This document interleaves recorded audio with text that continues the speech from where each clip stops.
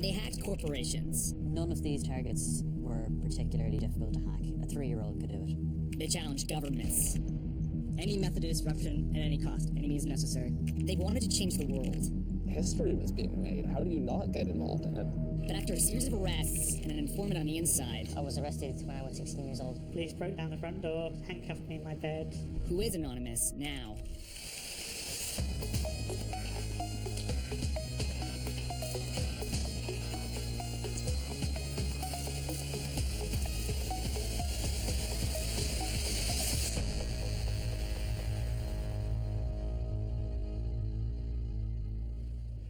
You have a prepaid call. You will not be charged for this call. This call is from Jeremy Hammond. an inmate at a federal prison. This call is being... I'm calling Jeremy Hammond, a legendary anonymous hacker. Hammond is serving a 10-year prison sentence for hacking a private intelligence firm. Yo, what up, how you doing? Jeremy, how you doing? It's Ben. It's all good. Early morning, drinking coffee. Okay, well, look, they literally just called me to the lieutenant's office about 2 seconds ago. So, and the guy's standing right next to me right now, so I can't finish this call. Yeah, I guess I can't finish this call. You can't finish this call? Yeah, I guess I gotta go. You gotta go? I'll call you again later. Okay, are you gonna call back? I'm gonna try again. Okay, alright, thanks, man. Good luck. Well, that was bullshit. Greetings, citizens of the world. Hello. Congress of the United States. Hello. Leaders of Scientology. Anonymous. It's a brand, a meme, and a movement. We are anonymous. We are legion. We do not forgive. We do not forget. Expect us. For almost a decade, they've hacked into corporations, stolen private information, and shut down websites. Their signature is instantly recognizable. The Guy Fawkes mask from the movie V for Vendetta, which was based on the graphic novel series of the same name. The real Guy Fawkes was executed in 1606 for conspiring to kill the king and blow up the British Parliament. I went to talk with Gabriella Coleman, an anthropologist who wrote the definitive book on Anonymous. Full disclosure, she's also a consultant on this show. They're ghostly, they're spectral, they're mysterious, they're controversial, they're radical. It's a protest movement. It's not about long-term structural change. It's about getting people excited for activism, which is incredibly important. And then I think their most kind of constructive contribution has to do with the leaking of information, whistleblowing. But that's not how Anonymous started out. Back in the early 2000s, a group of trolls banded together on a web forum called 4chan, taking their name from the default ID many used to post, Anonymous. Anonymous was never meant to become an activist phenomenon. Today it's identified with politics, with activism, but its roots are in the offensive, sometimes terrifying, sometimes humorous world of internet trolling. Trolling is the time-honored practice of online baiting, and in 2008, Anonymous found an easy target. It started with a video featuring the world's most famous Scientologist, a very enthusiastic Tom Cruise. The Church of Scientology was trying to get this video, apparently leaked by a church insider, off the internet. And the Church of Scientology threatened all sorts of publishers like Gawker with lawsuits if they didn't take down the video. And it was at this moment that Anonymous decides to target the Church of Scientology with one of these trolling campaigns. And in this case, it was, I like to refer to it as the mothership trolling campaign that Anonymous engaged in. They prank called Scientology Dianetics hotline. They sent hundreds of pizzas to churches across North America. They sent black faxes to all the churches. Then, Anonymous hit Scientology websites with what's called a distributed denial of service, or DDoS. A DDoS attack floods a website with so much traffic that it crashes. When the attack stops, the site can come back up without any permanent damage. And it was during the course of that campaign that they also then started to debate whether they should kind of earnestly protest the Church of Scientology, not for the sake of trolling, but for the kind of sake of, activism. For the first time, Anonymous was considering real political action. And then came a fateful step. The collective called for a worldwide street protest against Scientology, and thousands actually showed up. Anonymous's next big op was just as political. It morphed from an anti-copyright movement into a massive campaign to defend WikiLeaks and its founder, Julian Assange. In November 2010, WikiLeaks began publishing a trove of leaked diplomatic cables, classified dispatches between American embassies and the State Department. Visa, MasterCard, and PayPal stopped processing donations to WikiLeaks. Anonymous struck back with what they called payback. That operation was, and I still think is, the largest protest DDoS that the internet has ever seen. You had over 7,000 people that showed up on the chat channel where activity was organized. It was monumental DDoS, multi-day against Visa, PayPal, MasterCard. Payback put Anonymous on the world stage and put them on the FBI's radar. As the Bureau's top official in cybercrime, Sean Henry watched Anonymous rise. He retired in 2012. What was it like when you first encountered Anonymous? Anonymous, I mean, just the very name, right? Who is it that we're trying to investigate? Where do they reside? Who do they associate with? This is a group that's been widely dispersed around the country and has been pretty good about keeping themselves off the grid as individuals. What about what they actually do? Because a lot of it's just like a DDoS attack. Is that really all that bad? We're seeing a new form of social protest, and that is people taking advantage of their technical skills to object in a loud sort of way to social and political practices that they deem objectionable. I mean, a lot of that activity is illegal under our existing law, and there are authorized ways that people can protest using the network to disrupt organizations or to breach data and to steal it is not one of those ways. By 2011, Anonymous had gone from a fringe group of trolls to a global political force. The collective attacked the websites of repressive governments to support the Arab Spring, took to the streets as part of the Occupy Wall Street movement, and hacked corporations and law enforcement along the way. But to understand who Anonymous is now, I had to meet some of them in person.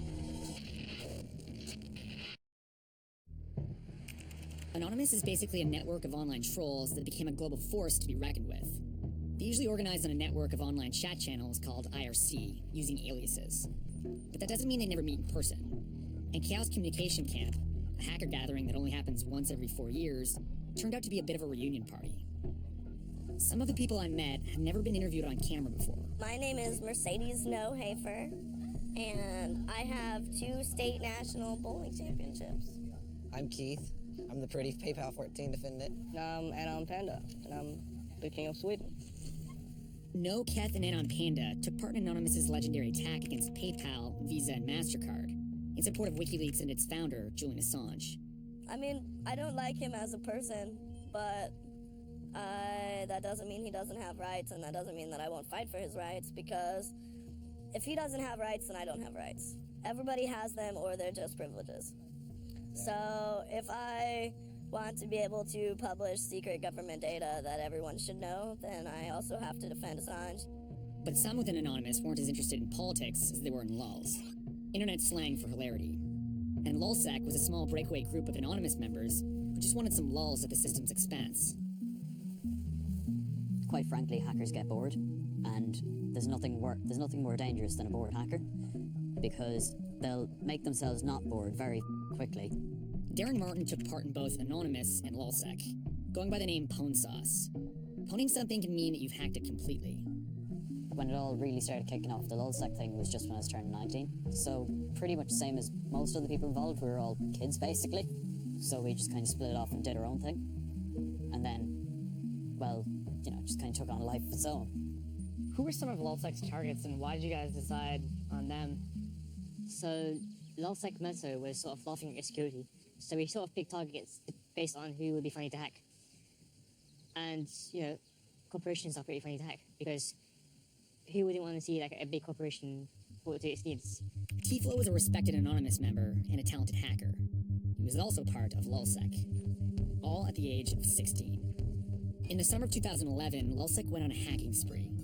They DDoSed the websites of the CIA and the Senate, hacked an FBI association called InfraGard, and published a fake story on PBS NewsHour's site. They also redirected the UK newspaper, The Sun, to a fake obituary for its owner. None of these targets were particularly difficult to hack. A 3-year-old could do it. I mean, Senate.gov was one of the simplest hacks ever pulled off. It was like the 90s called, it wants its security vulnerabilities back. In many cases, people think it was deserved because of their previous actions. For example, The Sun. The Sun was involved in a news hacking scandal where they were hacking into celebrities' phones. So when the song was hacked, it was, you know, a lot of people sort of found that funny. Well, it just seems like justice, like you said. Yeah. If they're hacking them, why not let us hack them? Yeah, it's sort of like justice porn, in a way. Both LulzSec and Anonymous needed servers to organize online. And since corporate servers would just shut them down or turn them over to the police, the collective built its own network. That's where Chris Weatherhead came in. He helped establish AnonOps, the collective's main network of chat rooms. So you ran the servers that Anonymous used for their operations? Yeah, so I ran servers that they use for a few of their operations, probably most notably the ones relating to Operation Payback, the Operation Avenger Assange, stuff in the Arab Spring, like the Operation Tunisia, helping the Tunisian people, Operation Egypt, helping people get back online when Mubarak cut them off. Did you develop pretty close friendships with certain people? None of us knew who anyone else really was. So there's a sort of a crossover between friendship and trust. You reach a point where you're implicitly trusting people with information, and therefore you are essentially befriending them because you only trust your friends. Trust was important since all of this was illegal and the heat was on. In 2011, law enforcement around the world located and arrested several members of LulzSec and Anonymous, laying dozens of charges for their high-profile hacks. So when the police turned up at my house, it was a highly unpleasant experience. They kind of gave it the whole TV treatment, I guess you could call it. They sent in the whole, you know, lots of people shouting really loudly with, you know, firearms and shit. I guess they were afraid that laptops were wired to explode or some crazy shit like that. Or that, you know, I'd have a delete button which would make all the evidence disappear or something. Police broke down the front door, came in, arrested me in my bed, handcuffed me in my bed. They all seemed so surprised that my computer and everything around it was off. Of course it's off, it's 7 in the morning. What do you expect? And me personally, I was just arrested because you're so got paid pretty. It's because you're so pretty. No and Kath were arrested, but narrowly avoided doing major time.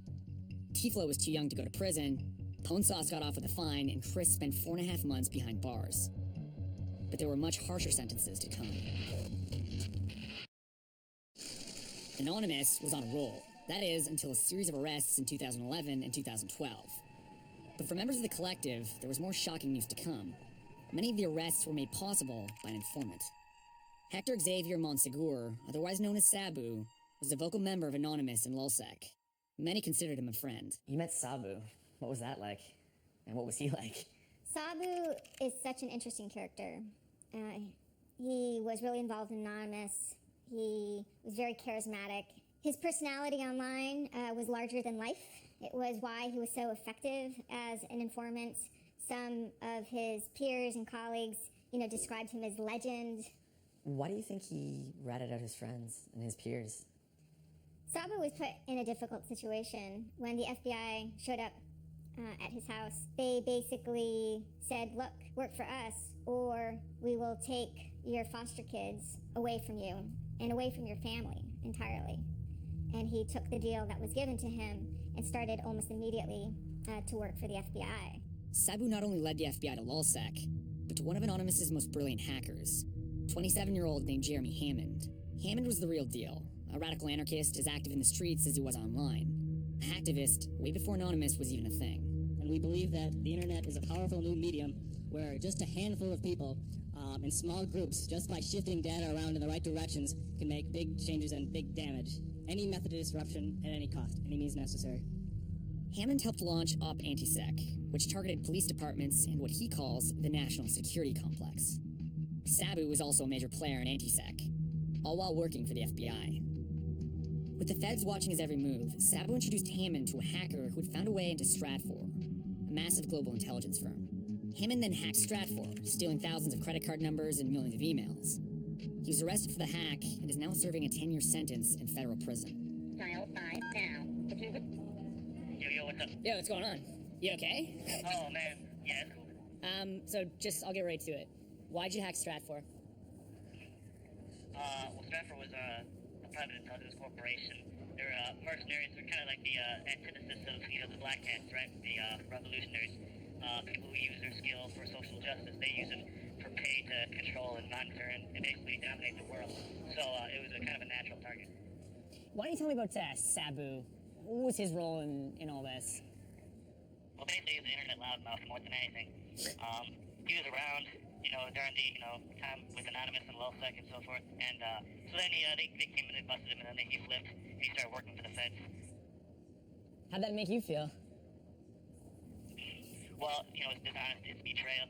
He chose to side with the enemy. The feds, the white hats at the end of the days of the world. To not only turn over his friends that he was working with, but he also sabotaged the movement at the time. The people that he was working with, were now under monitoring. I mean, he basically got a bunch of kids arrested.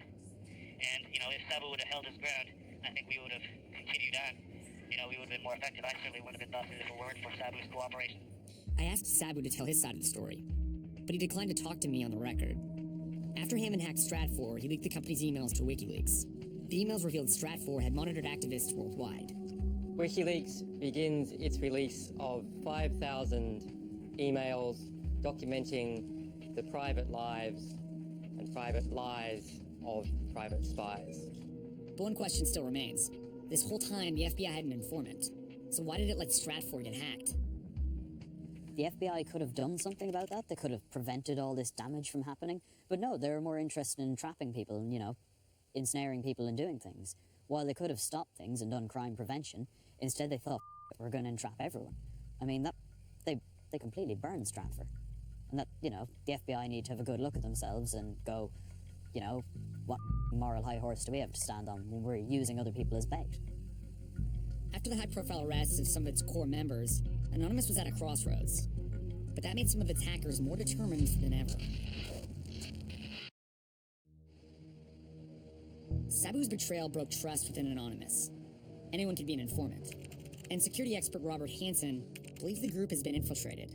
I know that there are certain governments who have a keen interest in not only infiltrating them, but flipping people inside Anonymous and turning them against one another. And you're saying that signals intelligence agencies around the world will try to compromise Anonymous? Yes. Which ones in particular? At this point, most of them. Yeah. I've actually sat in meetings where people have actively talked about doing that, and not as a we could, as in we are. So Anonymous is essentially as clean as a public swimming pool. I don't know if I put it that way. But what I do know is that it would be too dangerous for a guy like me to ever consider being involved with at this point. If I were part of Anonymous right now, I would burn everything and walk away, and I would never look back. But for some, walking away isn't an option. Despite the risks, Anonymous DDoS actions and hacks continue across the globe. What do you say to people that say Anonymous is flaming out? It's never going to happen. Why not? Anonymous as a whole will always exist. It's an idea. You can't kill or jail it. Bio could go to jail if his identity is revealed. He took part in DDoS attacks on Canadian government websites, protesting an anti-terrorism bill known as C-51. The legislation gives the government broader surveillance powers, sparking concerns about privacy abuse. Are you going to escalate your attacks in Canada? Are you going to go after more stuff? That really depends on where the government goes with this bill. It needs to be repealed. You can be detained indefinitely if you are proclaimed a terrorist. Like myself, for example, I could probably be held indefinitely. As a terrorist? As a terrorist. Because I poked a website a few times. And that's about all the damage it does, right? Getting poked. Right. We stop, it comes back online. Whoop-de- If you put your chances of going to jail in a percentage, what would it be? At this point, pretty high.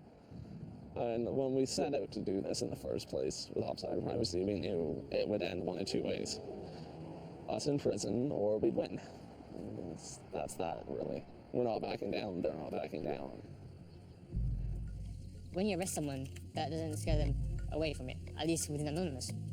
It just sort of makes them more motivated and sort of more passionate and more angry. If you could go back and do it all again, would you? Would I have had those ideals? Probably. Would I have got involved in Anonymous? Probably. Would I have ended up running servers? Highly likely. Therefore, would I still be in the situation I am now? Very likely. How does this end personally for you? Personally, this doesn't end. This is my life's work at this point. And this ends if they lock me up forever. Other than that, I don't think I'll ever stop.